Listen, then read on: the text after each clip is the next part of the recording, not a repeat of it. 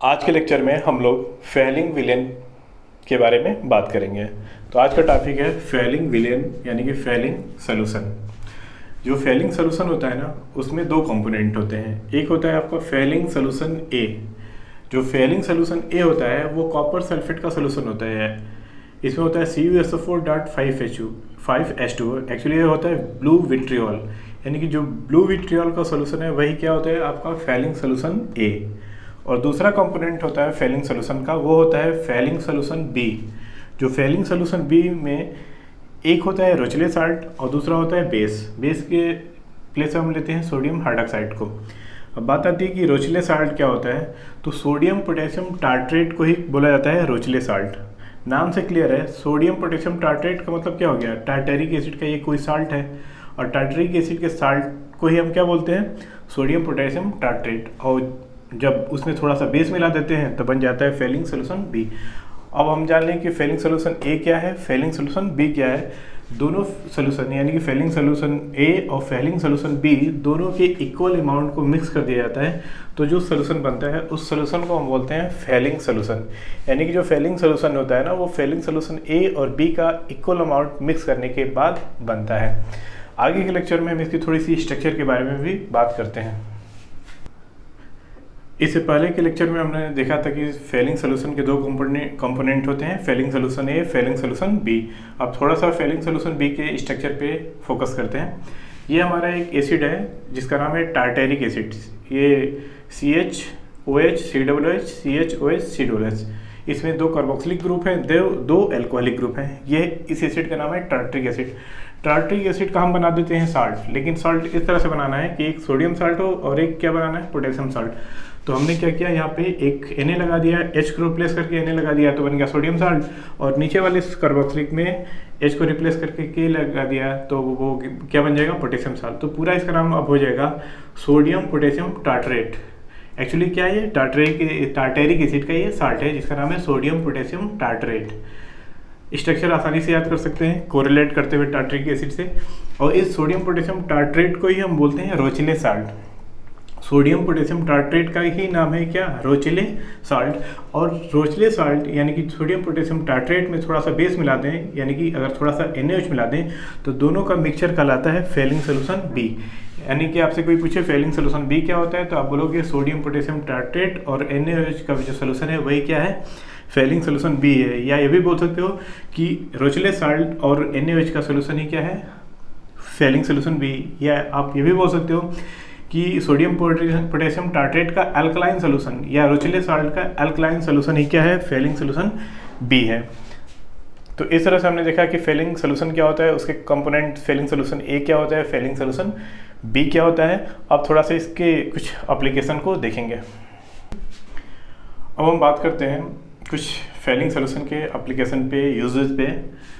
तो सबसे पहले जानो कि फेलिंग सोल्यूशन जो होता है ना, एक वीक ऑक्सीडाइजिंग एजेंट है। फेलिंग सोल्यूशन का काम क्या है, ये ऑक्सीडेशन का काम करता है, लेकिन यह एक वीक ऑक्सीडाइजिंग एजेंट है टॉलेंस रिएजेंट के तुलना में। यानी कि अगर बात हो टॉलेंस रिएजेंट की और फेलिंग सोल्यूशन की, तो फेलिंग सोल्यूशन जो होता है ना, टॉलेंस रिएजेंट के कंपेरिजन में थोड़ा सा वीक ऑक्सीडाइजिंग एजेंट होता है। अब बात करते हैं कि ये फेलिंग सोल्यूशन टेस्ट कौन देगा।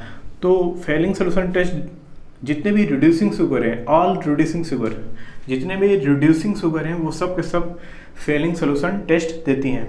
तो बात आती है कि रिड्यूसिंग शुगर क्या होता है, तो ऐसे कार्बोहाइड्रेट जो फेलिंग सोल्यूशन और ऐसे कार्बोहाइड्रेट जो फेलिंग सोल्यूशन और टैलेंट टेस्ट दोनों को देते हैं उनको हम क्या बोलते हैं, रिड्यूसिंग शुगर।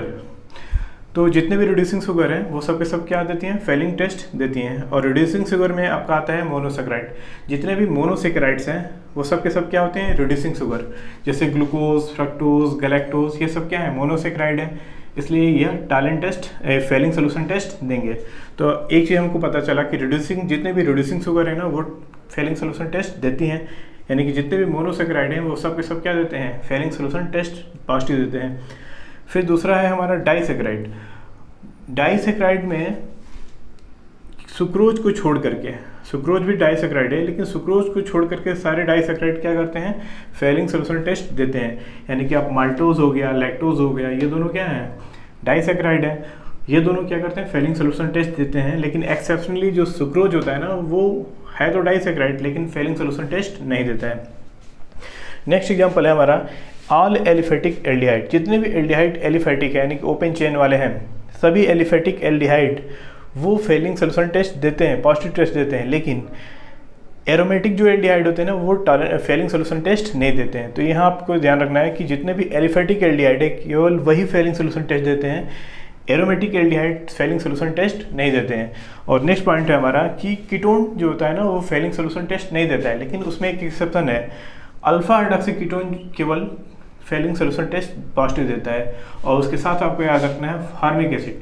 फॉर्मिक एसिड एक बाई फंक्शनल कंपाउंड है जिसमें एक साइड में आपको एल्डिहाइडिक ग्रुप दिख रहा है, इधर आपको कार्बोक्सिलिक एसिड ग्रुप दिख रहा है। तो फॉर्मिक एसिड भी फेलिंग सोल्यूशन टेस्ट देती है। तो ये कुछ एग्जांपल थे जहाँ पे फेलिंग टेस्ट पॉजिटिव आते हैं, जिसमें ऑल रिड्यूसिंग शुगर हो गई, एलिफेटिक एल्डिहाइड देते हैं लेकिन एरोमेटिक एल्डिहाइड नहीं देते हैं, कीटोन तो वैसे नॉर्मली नहीं देता है लेकिन alpha hydroxy ketone Fehling solution test दे देता है, और साथ में फॉर्मिक एसिड भी फेलिंग सोल्यूशन टेस्ट देती है। और फेलिंग सोल्यूशन में टेस्ट में क्या होता है, कैसे कलर चेंज होता है, उसके बारे में थोड़ा सा डिस्कशन अभी करेंगे। अब हम फेलिंग सोल्यूशन कैसे वर्क करता है, कैसे इसकी रिएक्शन होती है, उसके बारे में बात करते हैं। हमने एक एल्डिहाइड ले लिया RCHO, उस पर हमने कॉपर आयन डाल दिया, क्यूप्रिक आयन डाल दिया, डीप ब्लू कलर है। एक्चुअली Cu+2 लिखने का मतलब ये है कि हम यहाँ पे डाल रहे हैं क्या, फेलिंग सोल्यूशन। अब हम जानते हैं कि फेलिंग सोल्यूशन क्या होता है, एक ऑक्सीडाइजिंग एजेंट है, ये एल्डिहाइड का ऑक्सीडेशन करेगा। तो एल्डिहाइड का जब भी ऑक्सीडेशन होगा तो एसिड बनता है। तो ये जो एल्डिहाइड है वो कन्वर्ट हो जाएगा कार्बोक्सिलिक एसिड में। और हम ये भी जानते हैं कि ऑक्सीडाइजिंग एजेंट क्या करते हैं, सामने वाले को ऑक्सीडाइज करते हैं लेकिन खुद रिड्यूस हो जाते हैं।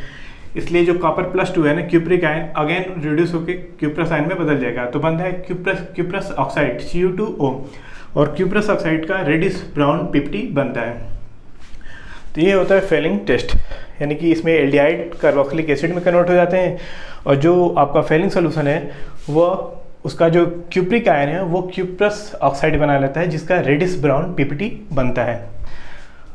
अब एक क्वेश्चन है कि कुछ हमने कंपाउंड्स लिख दिए हैं और आपको बताना है कि कौन सा compound Fehling solution test positive देगा। तो देखते हैं, ये है CH3CHO, ये तो कोई एल्डिहाइड है। एल्डिहाइड में भी कैसा एल्डिहाइड दिख रहा है, एलिफेटिक एल्डिहाइड है। तो हम जानते हैं कि जितने भी एलिफेटिक एल्डिहाइड होते हैं वो फेलिंग सोल्यूशन टेस्ट देते हैं। ये कंपाउंड आपका पहला CH3CHO Fehling solution test positive देगा। दूसरा क्या है, CH3COCH3, ये तो कोई कीटोन है और हम जानते हैं कि कीटोन फेलिंग सोल्यूशन टेस्ट नहीं देते हैं, लेकिन उसमें भी अल्फा हाइड्रोक्सी कीटोन देते हैं। तो ये तो अल्फा हाइड्रोक्सी कीटोन है नहीं, तो ये फेलिंग सोल्यूशन टेस्ट नहीं देगा।